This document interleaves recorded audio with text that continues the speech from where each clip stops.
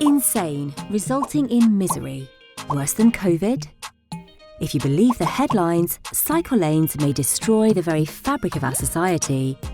But is there any truth to these claims? As our government begins to spend taxpayers' money on creating more cycling infrastructure, we've gone to the experts to find out how dedicated cycling space affects our towns and cities. Everyone hates being stuck in traffic. In the UK, we spend an average of 115 hours in congestion each year. That's almost 3 full-time working weeks lost per person. But are cycle lanes to blame for traffic congestion? In the 1990s, there started to be a realisation that we tried to build our way out of congestion. We built more and more big roads, we built extra lanes, but somehow congestion was still there. Somehow there was still a problem. And transport planners started to talk about how if you create more space for driving, you get more driving. And that's pretty well accepted now. The more space we make for cars, the more cars are on the road, and the worse congestion gets. So why not just build more roads? In densely populated countries like England, there is enormous pressure to accommodate a growing population. And if you just think about it logically, you cannot carry on adding people to cities if all of those people bring with them more cars. You have to gradually find ways of providing other means for people to move around cities, and at the same time make sure that growing numbers of people in cities don't destroy the quality of life which attracts people to cities in the first place. How did traffic congestion become such a problem? From the 1950s, as cars started to become more accessible, planners began changing our towns and cities in an attempt to outrun traffic congestion. Shared road space was increasingly redesigned to primarily accommodate motor vehicles. In response, car use continued to grow rapidly, while cycling and walking declined. But however much space was allocated to motor vehicles, it always filled up with traffic. Meanwhile, people were left with no real option but to drive, even for short journeys. In creating car dependency, we locked in traffic congestion. But by building cycle lanes, we can rebalance our roads and offer a safe, healthy and space-efficient alternative.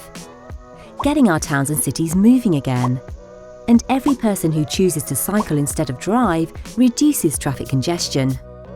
Cycling is important because it's a means of transport within cities which has a number of real advantages. One is it's very efficient.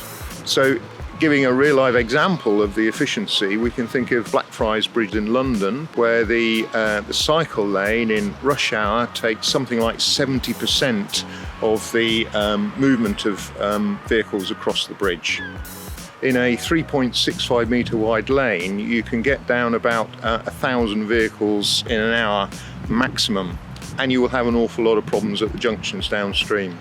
For cycles, you can have within a lane that's 3 to 4 metres wide between 3,000 and 5,000 cycles. So that means you can shift many more people in the same space. Cycle lanes won't suddenly end traffic congestion, but they will help provide a safe, convenient and efficient option for people, using minimal road space to transport vastly more people than a car lane can. But if we build them, how can we be sure they'll be used? In most of the UK, you still have to be quite a battle-hardened, risk-tolerant person to cycle, and that's a small minority of people. In studies, we find that people who are currently underrepresented in cycling, like women, like older people, have a particularly strong desire for separated, protected bike tracks like this one here. And the evidence is increasingly showing that if you create space for walking, space for cycling, you make it convenient, pleasant and easy, people will do it. There's been a study recently released over 100 European cities looking at the impact of building pop-up bike lanes, and there's a consistent effect across all those cities. If you build bike lanes, you get more people cycling, and the more bike lanes you build, the more cyclists you get. People don't mind how they get from A to B, as long as it doesn't take too long and it's safe and convenient. So while building more roads brings more cars and more traffic congestion, building bike lanes unlocks greater mobility choices for everyone. And over time, more people will start cycling. Places like Brighton, Cambridge, Manchester, Leeds, Glasgow and London that have built protected cycle lanes have seen more and more people using them. But what about the impact on our high streets and local businesses? Research in London on cycling and walking improvements reported by TfL has resulted in a retail spend uplift of 30%. Cyclists visit local shops more often. They tend to spend less each time they stop, but overall they spend more, say, in a period of a month. So that's good for retail. Local space can be improved and enhanced and more livable for businesses and for people using those businesses. If that's what the experts say, what about business owners themselves? Richard runs a micropub in Enfield, which had bike lanes installed nearby in 2018. When these lanes were proposed, there were a lot of predictions that the whole area would grind to a halt with gridlock and there'll be traffic jams everywhere. Really, we haven't really seen any of that at all. One of the things we've noticed is that quite a few people cycling past will just pull over and have a look, see what we're all about, maybe come back and maybe pop in. I think if you're cycling, you can stop impulsively and check things out like that. If you're driving, it tends to be a case of, oh, what was that behind me? And by then it's too late. So cycle infrastructure can help move people around more efficiently, increase accessibility and support the local economy. But it's not just about transport. Getting more people cycling also has the potential to address one of the UK's biggest health crises and help support the NHS in the process. More than a quarter of deaths occurring in the UK are caused by heart and circulatory disease. So it is a very big problem in the UK. Cycling is one of the simple ways of keeping active, which reduces our risk of having heart and circulatory disease. It can help us to manage our weight, and in general, it can improve our mental and well-being as well. Now more than ever, it is absolutely vital that if you do have heart and circulatory disease, you do look after your heart health.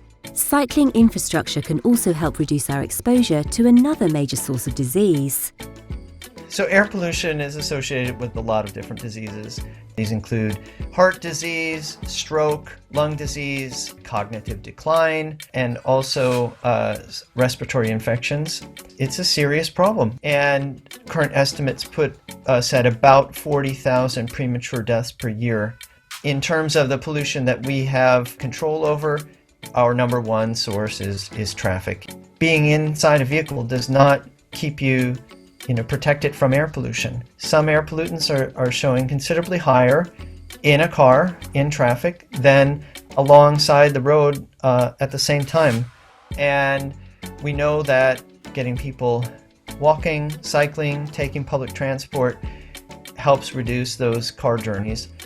Providing infrastructure that gives more people the feeling of safety and access to these active forms of transport is really, really important. So even if you don't cycle yourself, cycle lanes could still help reduce congestion on your commute, drive customers to your local pub or cafe, help the country and your community stay healthy, and help your friends, family and loved ones get around safely, whether they're driving or cycling. You might even find in time that they help you get cycling too.